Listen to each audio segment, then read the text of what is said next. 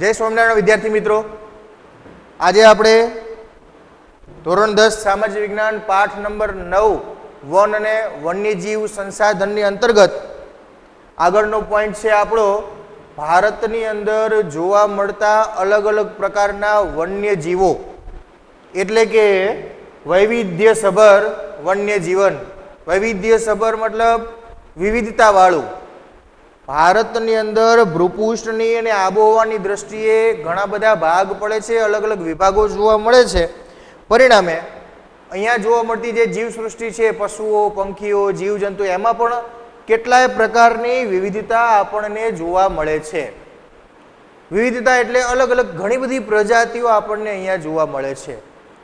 વિશ્વ લેવલે જો વાત કરીએ તો વિશ્વમાં આવા પશુ પક્ષીઓની કુલ પ્રજાતિઓ આપણને જાણીને નવાઈ લાગશે આંકડો કે આટલે બધા પ્રકારના પશુ પક્ષીઓ આખા વિશ્વમાં છે.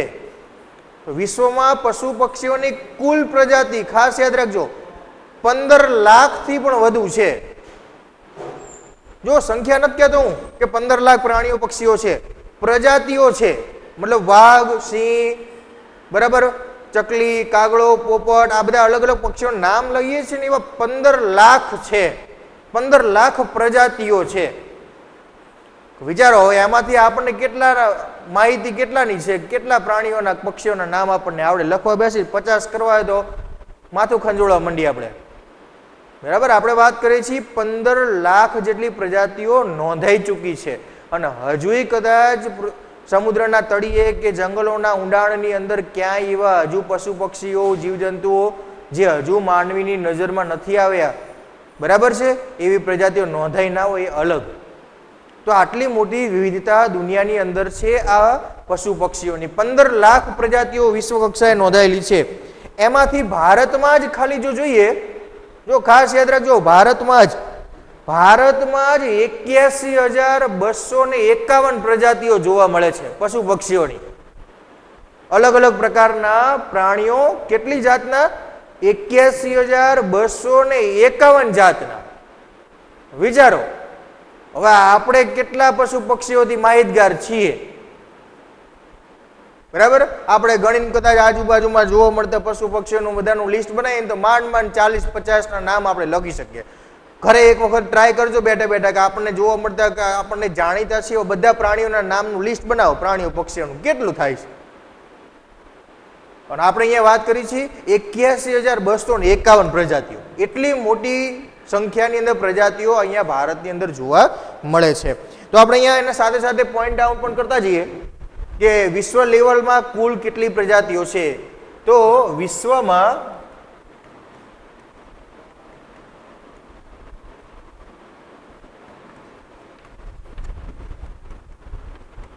પશુ પક્ષીઓની કુલ 15 લાખ પ્રજાતિઓ છે.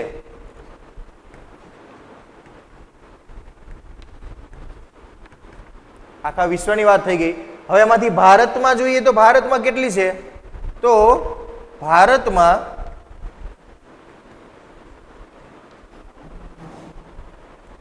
81,251 પ્રજાતિઓ જોવા મળે છે.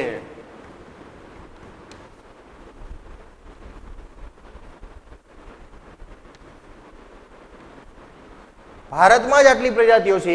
81,251 જેટલી પ્રજાતિઓ જોવા મળે છે. અને આટલી પ્રજાતિઓ સાથે પણ ભારતનું સ્થાન વિશ્વમાં કેટલામું? આટલી બધી પ્રજાતિઓ છે, કોઈને એમ થાય ભારતમાં વિશ્વનું આ વૈવિધતાની દ્રષ્ટિએ જોઈએ તો ભારતનું સ્થાન કેટલામું આવે? તો ભારતનું સ્થાન આવે 12મા નંબરે. વિશ્વમાં 12મા નંબર છે. આટલી બધી પ્રજાતિઓ જોવા મળે છે તેમ છતાંય, બરાબર, તો વિશ્વમાં જૈવ વિવિધતાની દ્રષ્ટિએ ભારત 12મા સ્થાને છે.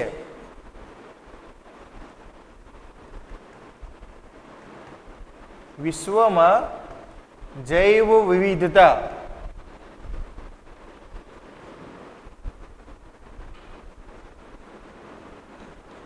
ભારત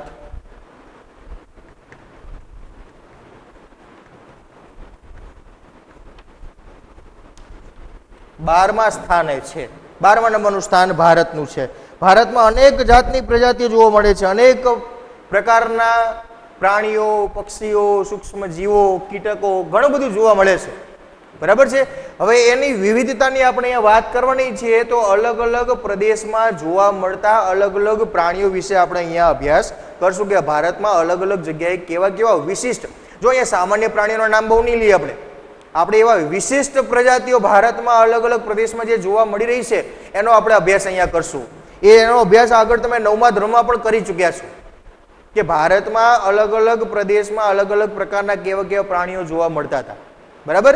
એ જ પોઈન્ટ છે, ફરીથી આપણે અહીંયા અભ્યાસ કરીશું કે ભારતમાં કેટલા વિશિષ્ટ પ્રાણીઓ જોવા મળે છે। તો સૌથી પહેલા એ કે ભારતની અંદર 3 ખંડ, એશિયા, યુરોપ અને આફ્રિકા, આ ત્રણેય ખંડમાં જોવા મળતા પ્રાણીઓ ભારતમાં જોવા મળે છે, બરાબર। સૌથી અગત્યનું આ ભારતમાં એશિયા, યુરોપ અને આફ્રિકા, આ ત્રણ મોટા ખંડો અને આફ્રિકા, ત્રણેય ખંડમાં જોવા મળતી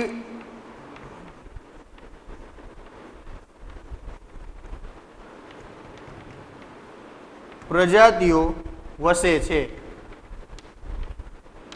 ભારતમાં આ ત્રણેય ખંડની પ્રજાતિના પ્રાણીઓ, પક્ષીઓ ભારતમાં જોવા મળે છે। તો હવે આપણે એ અલગ અલગ પ્રદેશ પ્રમાણેના, બરાબર, અલગ અલગ પ્રદેશ પ્રમાણેના કયા કયા પ્રાણીઓ ભારતમાં જોવા મળે છે એની આપણે અહીંયા વાત કરીએ। તો સૌથી પહેલા આફ્રિકાના કયા પ્રાણીઓ ભારતની અંદર જોવા મળે છે?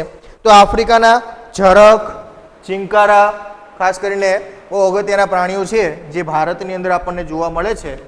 તો એમાં પહેલા આફ્રિકાના લખીએ,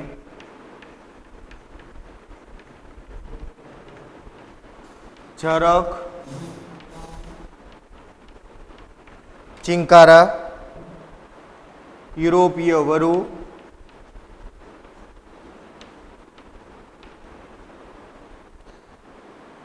જંગલી બકરીઓ,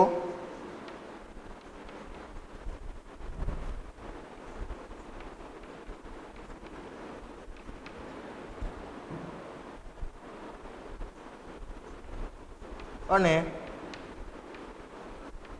કાશ્મીરી મૃગ।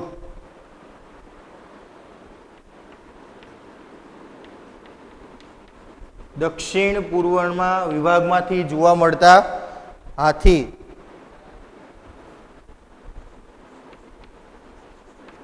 બરાબર, દક્ષિણ પૂર્વ એશિયાના હાથી જોવા મળે છે। અને ગિબન એક પ્રકારની વાંદરાની પ્રજાતિ છે, ગિબન વગેરે અહીંયા જોવા મળે છે।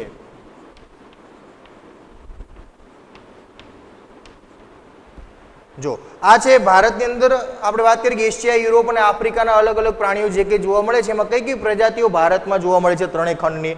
તો આફ્રિકાના ઝરખ, ચિંકારા, યુરોપના વરુ, જંગલી બકરીઓ, કાશ્મીરી મૃગ, અને દક્ષિણ પૂર્વ એશિયાના હાથી અને ગિબન,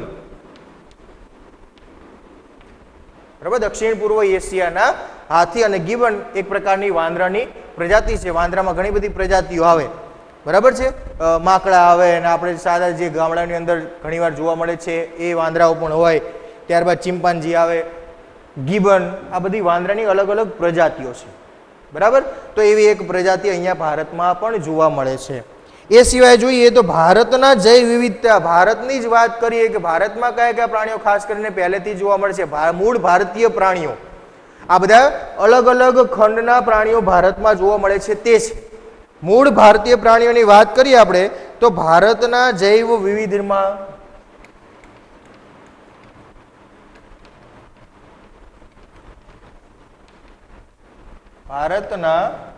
જૈવ વિવિધતામાં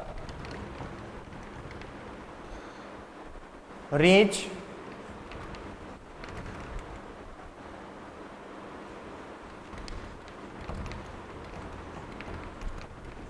એક શીંગી,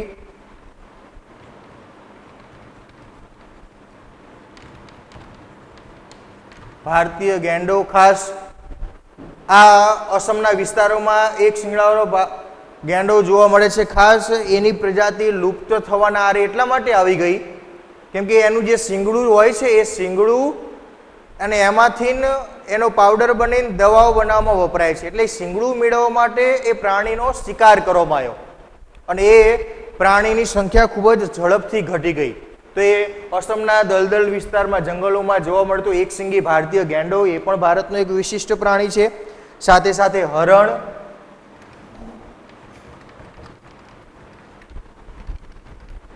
વિવિધ પ્રકારના સાપ, અનેક પ્રકારના સાપ સરીસૃપો આપણે અહીંયા ભારતમાં જોવા મળે છે. તો એ બધા સાપ વગેરે જોવા મળે છે. વગેરે પ્રાણીઓ અહીંયા જોવા મળે છે. સાથે સાથે પક્ષીઓની વાત કરીએ તો પક્ષીઓની જૈવ વિવિધતા પણ ભારતની અંદર અસંખ્ય છે. ઘણા બધી જ પ્રજાતિના પક્ષીઓ આપણને આપણી આજુબાજુમાં બહુ જ સરળતાથી જોવા મળે છે. તો એમાં જોઈએ મુખ્ય પક્ષીઓની વાત કરીએ તો મુખ્ય પક્ષીમાં પહેલું તો આપણું રાષ્ટ્રીય પક્ષી મોર, બરાબર, જેને આપણે રાષ્ટ્રીય પક્ષીની ઉપમા આપેલી છે તે. ત્યારબાદ છે ઘોરાડ. જો હું દરેકની સાથે સાથે વિશેષતા બોલતો જાઉં છું પછી યાદ રાખવાનું છે. ભારતનું સૌથી વધુ વજનદાર પક્ષી ઘોરાડ, બરાબર, ખાસ યાદ રાખજો. ભારતનું સૌથી વધુ વજનદાર પક્ષી છે ઘોરાડ. તો એ ઘોરાડ સાથે બાજ,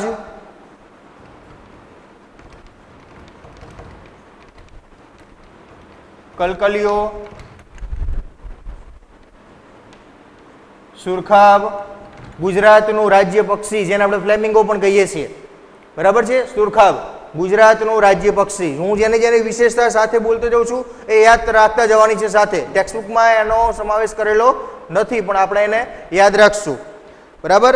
તો એ સુરખાબ અને 2 ફૂટથી વધારે ઊંચું પક્ષી સારસ વગેરે જોવા મળે છે. પક્ષીઓમાં આવા બધા પક્ષીઓ ભારતની અંદર બહુ જ સરળતાથી આપણને જોવા મળે છે. એ સિવાય અસંખ્ય પક્ષીઓની જાતો છે જે આપણા ઘર આંગણાના પક્ષીઓ તરીકે આપણે જોઈ શકીએ છીએ, જેની અંદર ચકલી, પોપટ, મોર, કાબર, કાગડો, કબૂતર આ બધા પક્ષીઓનો સમાવેશ આપણે કરી શકીએ છીએ. આપણે અહીંયા વિશિષ્ટ પક્ષીઓના માત્ર નામ લખીએ છીએ કેમ કે આપણે કીધું એમ બધા પ્રજાતિઓના જો નામ લખવા જઈએ તો કુલ 81,251 પ્રજાતિ છે.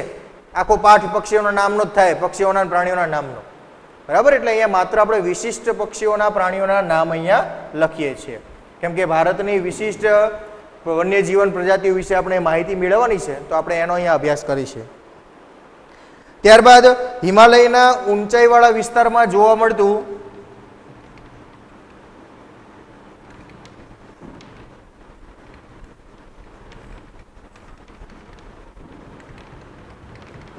ઊંચાઈવાળા વિસ્તારમાં હિમદીપડો, જ્યાં બર્ફીલા ઠંડા વિસ્તારો છે જે 3000 મીટર, જ્યાં શીત રેખા, હિમરેખા જેને કહીએ છીએ, જે કાયમી બરફ છવાયેલો રહે છે એવા વિસ્તારની અંદર હિમદીપડો જે ઠંડા વિસ્તારોમાં જ રહી શકે છે એવી અનુકૂળતાઓ ધરાવે છે એટલે એ ઊંચાઈવાળા વિસ્તારોમાં જ જોવા મળે છે. સાથે સાથે ત્યાં શીત વનોમાં, શીત એટલે ઠંડા વનની અંદર જોવા મળતું લાલ પાંડા વિશિષ્ટ પ્રાણીઓ છે.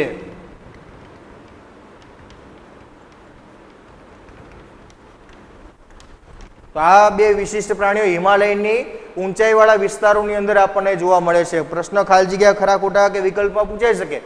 હિમાલયના ઊંચાઈવાળા વિસ્તારોની અંદર અથવા શીત વનોમાં નીચેનામાંથી કયું પ્રાણી આપણને જોવા મળે છે? ઓપ્શન બધા આપેલા હોય તમને તો એ ઓપ્શનમાંથી સાચો ઓપ્શન પસંદ કરી અને આપણે ક્લિક કરવાનો હોય, બરાબર છે.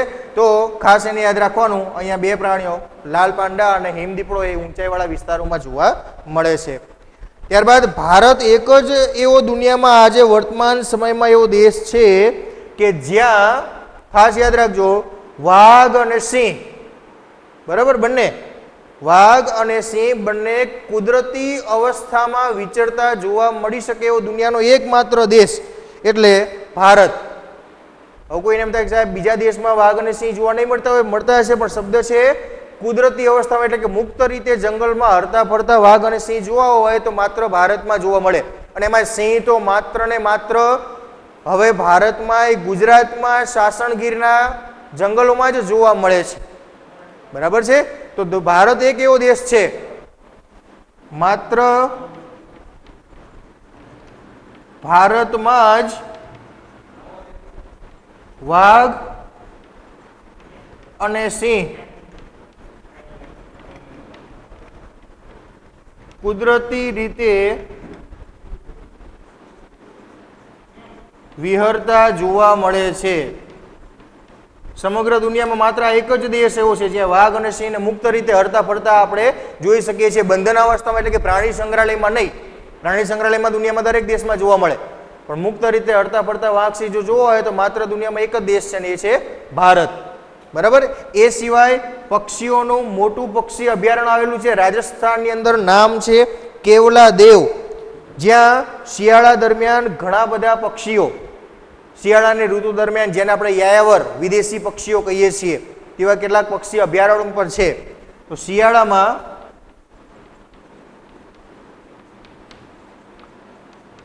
ઘણા પક્ષીઓ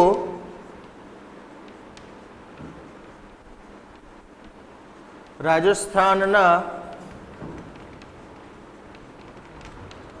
કેવલાદેવ, ભરતપુર અને ગુજરાતનું પક્ષી અભયારણ્ય નળ સરોવર, જે આપણા જિલ્લામાં આવેલું છે, અમદાવાદ અને સુરેન્દ્રનગર જિલ્લાની બોર્ડર ઉપર. બરાબર. નળ સરોવર અહીંયા શિયાળા દરમિયાન અનેક પશુ પક્ષીઓ અહીંયા પક્ષીઓ આવે છે, પશુઓ નહીં પક્ષીઓ આવે છે. ખાસ કરીને જે કેવલાદેવ પક્ષી અભયારણ્ય છે ભારતનું સૌથી મોટું પક્ષી અભયારણ્ય છે. 2.5 લાખથી વધુ પક્ષીઓ ત્યાં જોવા મળે છે. બરાબર છે. કેવલાદેવ ભરતપુર જે પક્ષી અભયારણ્ય છે, 2.5 લાખથી વધુ પક્ષીઓ ત્યાં જ આવે છે શિયાળા દરમિયાન. યાયાવર પક્ષીઓ, એમાં સાઇબેરિયન ક્રેન, તિબેટિયન કુંજ, કરકરા, અનેક પ્રકારની બતકો, બરાબર, એ બધા પક્ષીઓ વિદેશથી અહીંયા શિયાળાની અંદર ભારતની અંદર શિયાળો ગાળવા માટે આવે છે. અને અનેક પક્ષીઓની પ્રજાતિઓ આપણને ભારતની અંદર વિદેશી પ્રજાતિઓ પણ જોવા મળે છે. એ સિવાય ઓડિશાના સમુદ્ર કિનારે રેતીના જે તટ છે ત્યાં સમુદ્ર કાચબા પણ જોવા મળે છે. ઓડિશાના સમુદ્ર કિનારે રેતીના તટમાં સમુદ્રી કાચબા ઈંડા મૂકવા માટે આવે છે.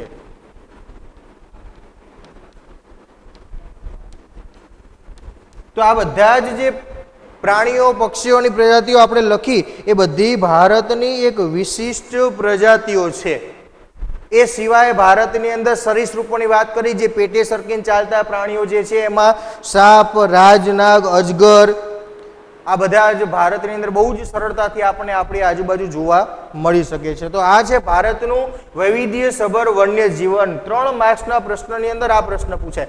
2 પ્રશ્નો સેમ છે. આપણે 2 પ્રશ્ન આના પછી બીજા પ્રશ્નની ચર્ચા કરવાની. એક છે ભારતનું વૈવિધ્યસભર વન્ય જીવન દર્શાવો, એના વિશે માહિતી આપો, અને બીજો છે ભારતનું લુપ્ત થતું વન્ય જીવન વિશે માહિતી આપો.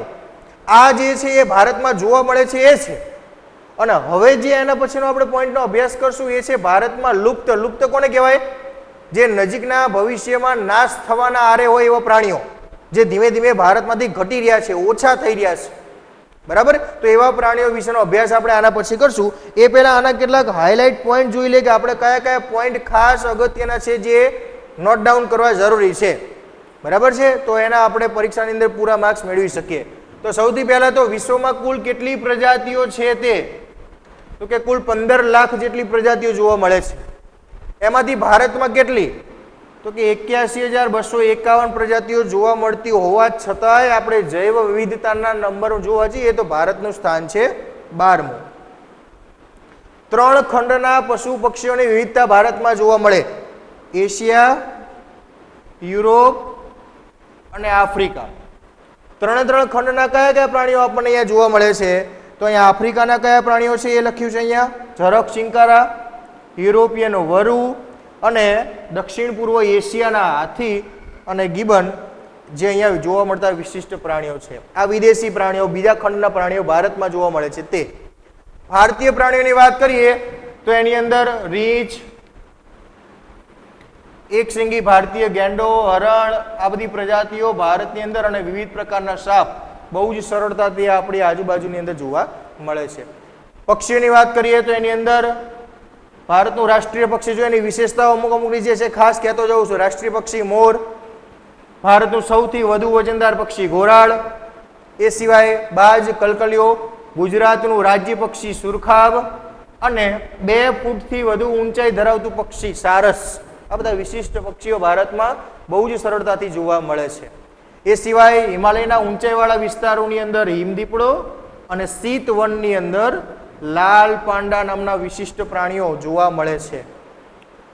સમગ્ર દુનિયામાં માત્ર ભારત જ એક એવું રાષ્ટ્ર છે જ્યાં વાઘ અને સિંહ બંને કુદરતી રીતે ફરતા જોવા મળે છે. એ સિવાય શિયાળાની અંદર વિદેશી પક્ષીઓની જો વાત કરીએ તો શિયાળામાં ભારતની અંદર રાજસ્થાનની અંદર કેવલાદેવ પક્ષી અભયારણ્ય અને ગુજરાતનું નળ સરોવર પક્ષી અભયારણ્યની અંદર અનેક વિદેશી પક્ષીઓ અહીંયા આવે છે. તો ખાસ એ અગત્યનું યાદ રાખવાનું. અને ઓડિશાની અંદર સમુદ્ર કિનારે સમુદ્રી કાચબા ઈંડા મૂકવા માટે આવે છે, જેની સંખ્યા થોડા હમણાં સમયથી ઓછી થઈ રહી છે, જે વિચારવા લાયક એટલે કે નોંધ લેવા બાબત કહી શકાય. ચાલો તો વિદ્યાર્થી મિત્રો આપણે આગળનો પોઈન્ટ જોશું, ભારતમાં લુપ્ત થતું વન્ય જીવન. આગળ આપણે જોયું ભારતનું વિવિધતા સભર વન્ય જીવન, જ્યાં અનેક પ્રકારની પ્રજાતિના પ્રાણીઓ અહીંયા જોવા મળે છે. 81,251 જાતની પ્રજાતિઓ. આંકડો ખાસ મગજમાં રાખજો. આટલી બધી પ્રજાતિઓ જોવા મળતી હોવા છતાંય આજના સમયની અંદર આધુનિક યુગની અંદર માનવીની કેટલીક સ્વાર્થભરી પ્રવૃત્તિ, ખાસ માનવીની સ્વાર્થભરી પ્રવૃત્તિના કારણે જંગલોનો જે ઝડપથી વિનાશ થઈ રહ્યો છે અને વિનાશના કારણે કેટલીય વન્ય જીવનની જે પ્રજાતિઓ છે એ લુપ્ત થવાના આરે આવી ગઈ છે અથવા લુપ્ત થઈ ગઈ છે. લુપ્ત થવું એટલે એની પ્રજાતિનો નાશ થવો. ખૂબ જ ઝડપથી નાશ થઈ રહ્યો છે, જે આવનારા સમયમાં કદાચ એ પ્રાણીઓ આપણને જોવા ન પણ મળે.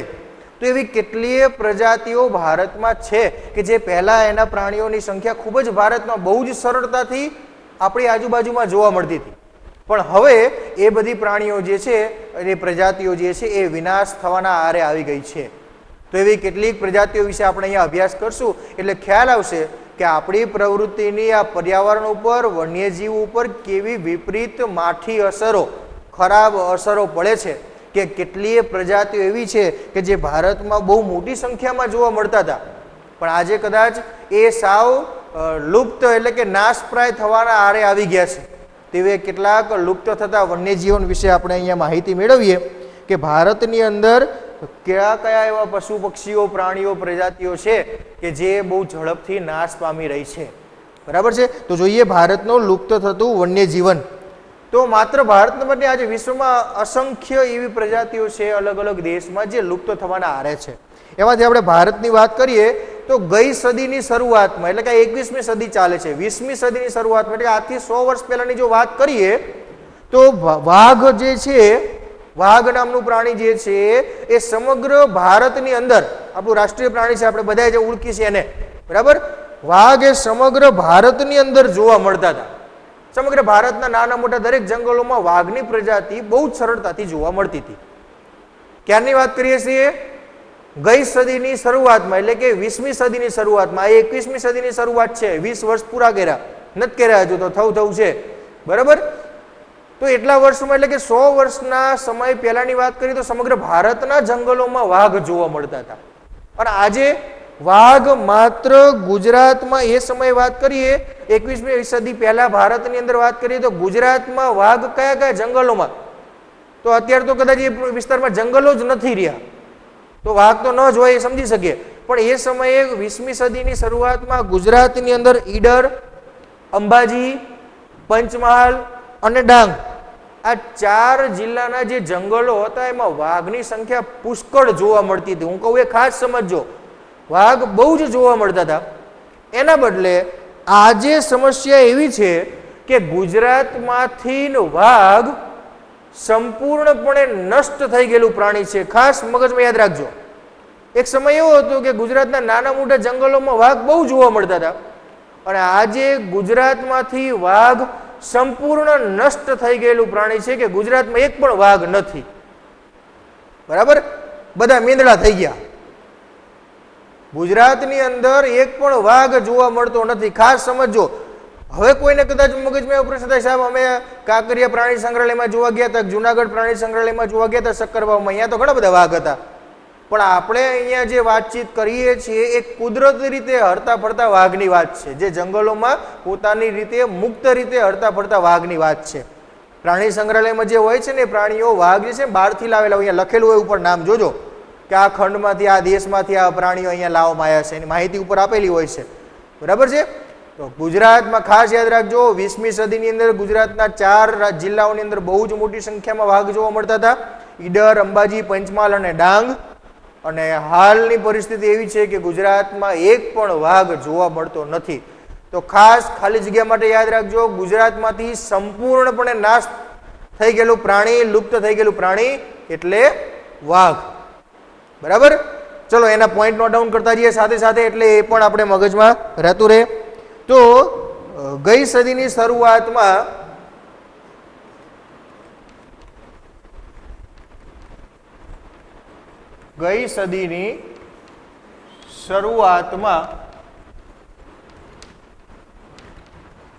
વાઘ જે છે એ સમગ્ર ભારતમાં જોવા મળતા હતા.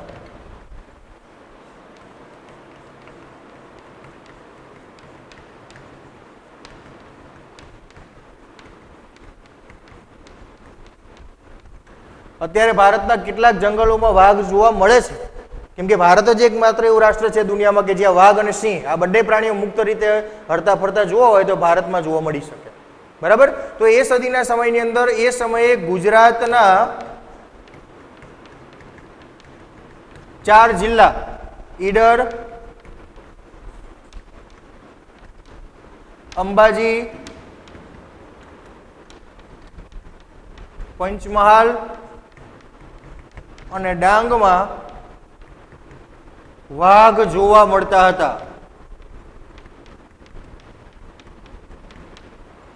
જ્યારે 21મી સદીમાં વાઘ એ ગુજરાતમાંથી લુપ્ત થઈ ગયેલું પ્રાણી છે. ગુજરાતમાં આજે વાઘ જોવા મળતા નથી. 21મી સદીમાં વાઘ ગુજરાતમાંથી સંપૂર્ણપણે નષ્ટ થયેલા છે, એટલે કે લુપ્ત થઈ ગયા છે. ગુજરાતમાં આજે વાઘ મુક્ત રીતે હરતા ફરતા જોઈ શકાતા નથી. ત્યારબાદ જોઈએ, ગુજરાતની વાત કરી કે ગુજરાતમાંથી વાઘ લુપ્ત થઈ ગયો છે ને, એ જ રીતે ભારતમાંથી એક પ્રાણી છે જે સાવ લુપ્ત થઈ ગયેલું છે, એ છે ચિત્તો. ખાસ યાદ રાખજો, આડોળું ના થઈ જાય. ગુજરાતમાં વાઘ અને ભારતમાં ચિત્તો એ સાવ લુપ્ત થઈ ગયેલું પ્રાણી છે, ક્યારે ભારતના જંગલમાં જોવા મળતું નથી. ભારતના જંગલમાં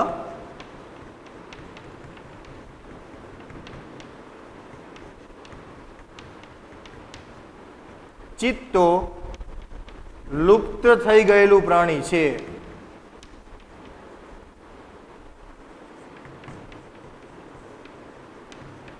હવે ઘણીવાર કદાચ આપણે પેપરમાં સમાચાર સ્થાનિક લેવલે જોવા મળતા હોય છે કે ફલાણા ગામની સીમની અંદર ચિત્તો જોવા મળ્યો. બરાબર, એ ચિત્તો નથી હોતો, એ દીપડો હોય છે. ચિત્તામાં અને દીપડાની અંદર દૂરથી જો જોવામાં આવે તો બંનેની રચના સમાન જ દેખાય છે, પણ બંનેના શરીર ઉપર જે ટપકા હોય છે એની રચનામાં તફાવત હોય છે. એટલે જાણકારીના અભાવે આપણે ચિત્તો દેખાયો અફવાઓ ફેલાઈ દઈએ છીએ. પણ વાસ્તવમાં જોવા જઈએ તો ચિત્તો એક એવું પ્રાણી છે કે જે ભારતમાં સંપૂર્ણપણે લુપ્ત થઈ ગયેલું પ્રાણી છે. બરાબર, એ કદાચ ક્યારેક આપણા ગ્રામીણ વિસ્તારમાં જોવા મળે છે ને, એ દીપડો પ્રાણી હોય છે. બરાબર, જે ભારતમાં અથવા ગુજરાતના જંગલોમાં બહુ સરળતાથી આપણને જોવા મળે છે.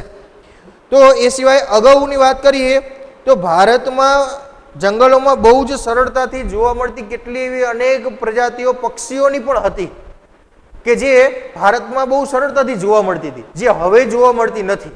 તો એવી કઈ કઈ પક્ષીઓની પ્રજાતિઓ છે જે વર્તમાન સમયમાં ભારતમાં લુપ્ત થઈ ગયેલી છે? તો એવી કેટલીક પક્ષીઓની પ્રજાતિઓ પણ જોઈએ આપણે કે પહેલા ભારતમાં ઘણી બધી પ્રજાતિઓ જોવા મળતી પક્ષીઓની, અને આજે એ નથી જોવા મળતા. તો ભારતમાં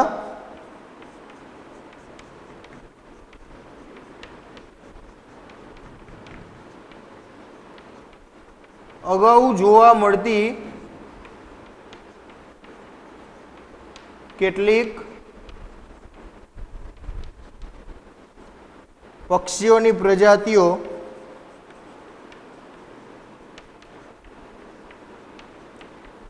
હવે લુપ્ત થઈ ગઈ છે. કઈ કઈ પક્ષીઓની પ્રજાતિઓ એમાં છે તો એની અંદર છે જેમાં ગીધ, બરાબર. ભારતની અંદર 7 થી 8 પ્રકારના ગીધની પ્રજાતિઓ જોવા મળતી હતી, બરાબર. પણ આજે એ ગીધ સંપૂર્ણપણે ધીમે ધીમે નષ્ટ થઈ ગયેલી પ્રજાતિઓમાં આવી રહ્યા છે. ગુલાબી ગરદનવાળી બતક,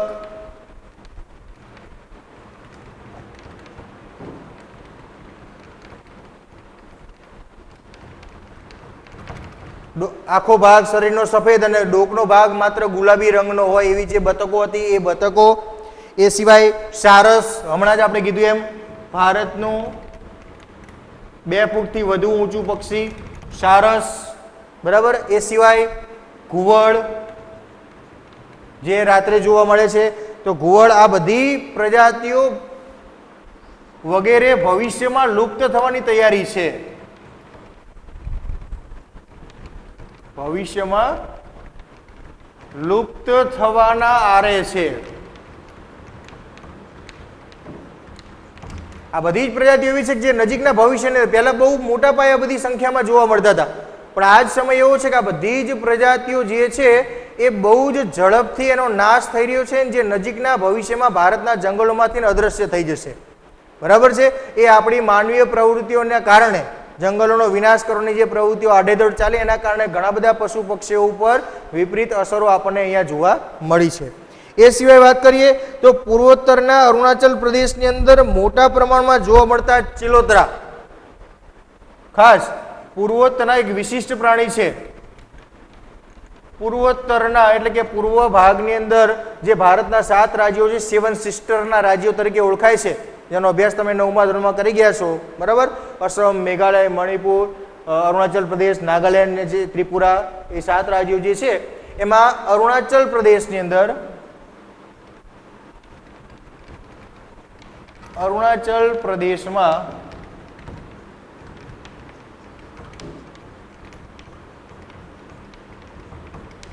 જોવા મળતો ચિલોત્રો નામનું પ્રાણી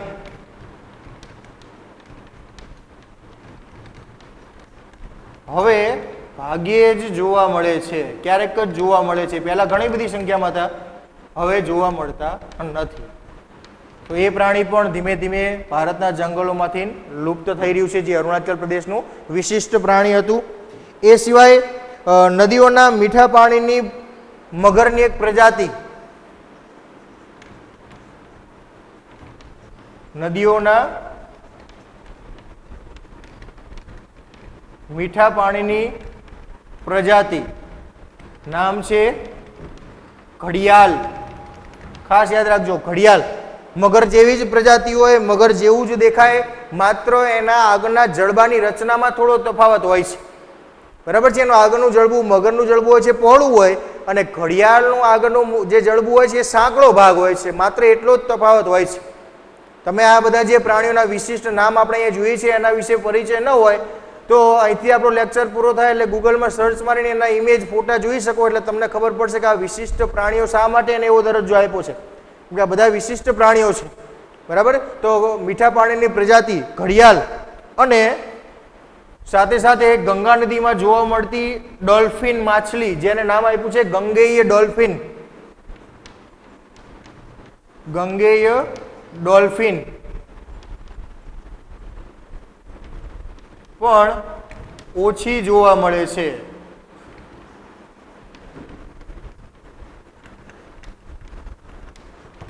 જે પહેલાના સમયની અંદર ભારતમાં મોટા પાયે જોવા મળતી હતી, તો આજે આ 2 પ્રજાતિઓ પણ ભારતની અંદર જળચર પ્રજાતિઓ પણ ઓછી થઈ રહી છે. સાથે સાથે ગુજરાત અને ઓડિશાના સમુદ્ર કિનારે ઈંડા મૂકવા માટે આવનારા સમુદ્રી કાચબા, એની સંખ્યા પણ ઘટી રહી છે. ગુજરાત અને ઓડિશા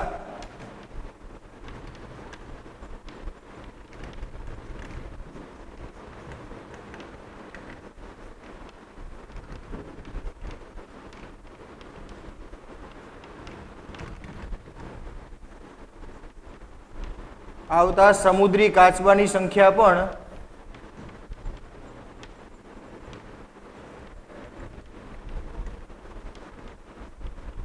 ઘટી રહી છે.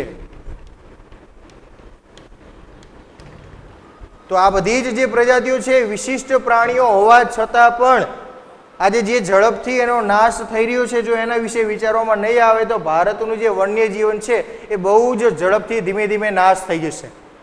એને અટકાવવા માટે સત્વરે સમગ્ર વિશ્વના અને સમગ્ર દેશના લોકોએ સહિયારો પ્રયત્ન કરવો જ પડશે.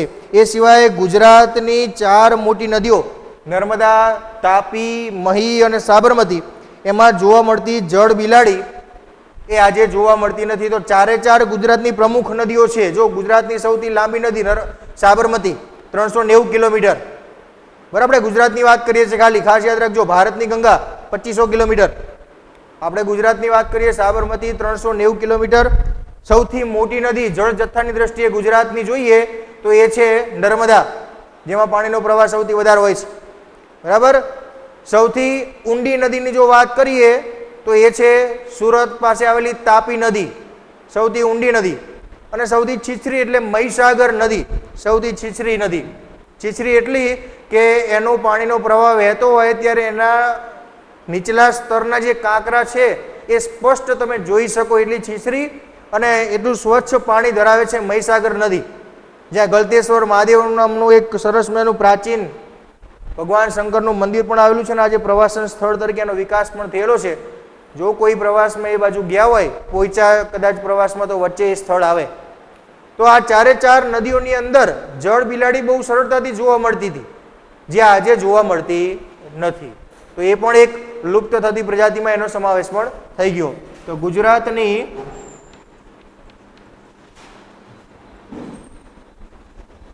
નર્મદા, સાબરમતી, તાપી અને મહી નદીમાં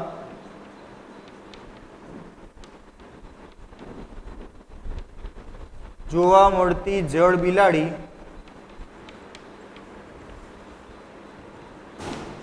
આજે લુપ્ત થઈ રહી છે. તો આ બધા જ જે છે વન્યજીવો જે ઝડપથી નાશ પામી રહ્યા છે, એટલે આ સ્થિતિ અંગે વિચારવાનો સમય જે છે એ પાકી ગયો છે કે જો આ સ્થિતિ અંગે વિચાર કરવામાં નહીં આવે તો આ જે વન્યજીવો છે એ નજીકના ભવિષ્યમાં ભારતમાંથી લુપ્ત થઈ જશે. અને કોઈને એમ થાય કે સાહેબ આ જળ બિલાડી, આ જે બતક છે કે બીજા અન્ય પ્રાણીઓ, વાઘ છે, લુપ્ત થઈ જાય તો આપણને શું નુકસાન પડે? તો આ બધા જ જે પ્રાણીઓ, પક્ષીઓની પ્રજાતિઓ છે એ કુદરતે સર્જન કરેલી આહાર કડી, જે સજીવોની પોષણ કડી છે, એનો એક મહત્વનો ભાગ છે. કુદરતે સૃષ્ટિની અંદર જે કંઈ પણ સર્જન કર્યું છે એ બેલેન્સ સાથે કરેલું છે. દરેક પશુ, પક્ષીઓ, કીટકો, દરેકનું બેલેન્સ સાથે કામ કરેલું છે. તમે વિચારો કે જો કદાચ આ બધા પક્ષીઓની પ્રજાતિઓનો નાશ થઈ જશે તો શું થઈ શકે? આપણે જોઈએ છીએ કે સૂક્ષ્મ જીવો, કીટકો, ઈયળો, આ બધાનો સમાવેશ જોઈએ. આ બધા કેટલી લાખો કરોડોની સંખ્યામાં હોય છે, બરાબર. જો પક્ષીઓનો નાશ થઈ જશે તો આ કીટકોની સંખ્યા એટલી બધી વધી જશે કે પૃથ્વી ઉપર મનુષ્યને રહેવું અઘરું પડી શકે. તમે માત્ર ચોમાસાની ઋતુ દરમિયાન ખાલી કેટલાક જીવડા રાત્રે આવે ને તો એ આપણે હેરાન પરેશાન થઈ જઈએ છીએ. હવે જો એ બધા પશુ પક્ષીઓ, એ કીટકો જે કે છે એ મરે જ નહીં તો ઘણું મોટું નુકસાન થઈ શકે એમ છે. એટલે ખાસ અગત્યનું છે કે આ બધા વન્યજીવોને બચાવવા માટેના આપણે પ્રયત્નો કરીએ. અને પ્રયત્નો કરવા માટે પહેલાં આપણે સમજવું પડશે કે એનો નાશ કેમ થઈ રહ્યો છે, એના કારણોની ચર્ચા કરીશું તો આપણને ખબર પડશે કે આપણે પ્રાણીઓને કઈ રીતે બચાવવાના છે. તો આપણે આપણા નેક્સ્ટ પિરિયડની અંદર ચર્ચા કરશું વન્યજીવ વિનાશના કારણો અને એને અટકાવવા માટેના ઉપાયો.